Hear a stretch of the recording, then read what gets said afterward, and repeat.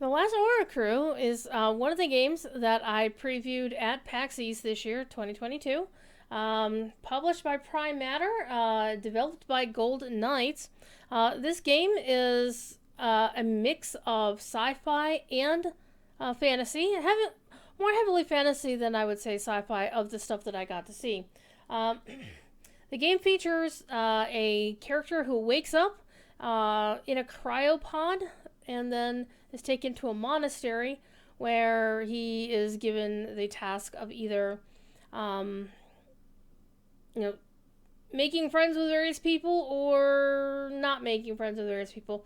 Of the three factions, you can either try to, keep all of them on your good side, or stay on all of their good side, or you can focus on one or two of them and to the exclusion of the others. Your choices will matter. This game predicates itself on your choices and the mobs you face in the world. The people who are present, the actions that you can take, will all depend on what you do. It's like if you are given a choice to betray this person, then that will lead to a different decision further on down the line, or it might lead somebody that may otherwise have been a friend to be an enemy. So the game is available as a demo right now on Steam. Anybody can download that demo for free and play it. Also, you can. It is a co-op game.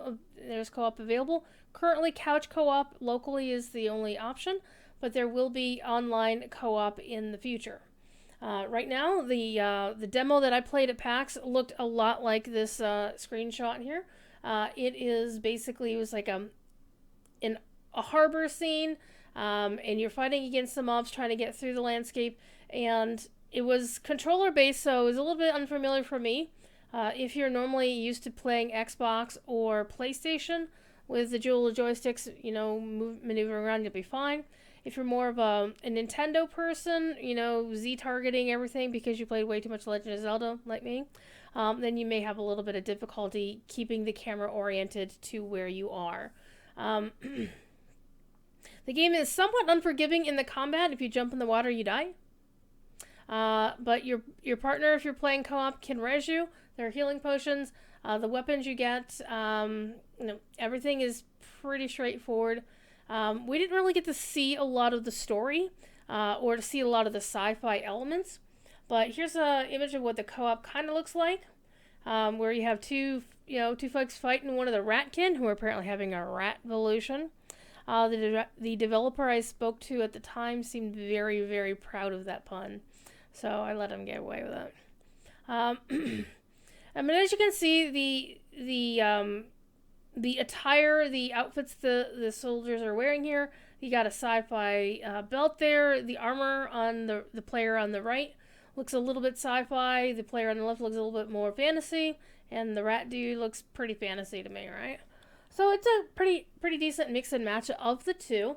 It did seem to be pretty, it started off, it might need a little bit of tuning, but in overall, it seemed like a fun game to play with a friend, to go see exactly what this world is like. The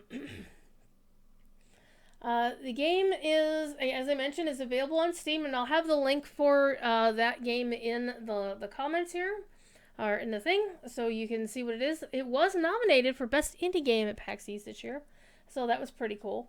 We don't know exactly when it's going to launch. They just say sometime this year, 2022, so it could be next week, it could be December, we don't know. But their game, they talk about how it's a story-driven action RPG. So you're like in the middle of this fight of these three factions. And so they just talk about the features of the game on the site. So I definitely recommend checking out The Last Oricru and seeing if that is something that appeals to you.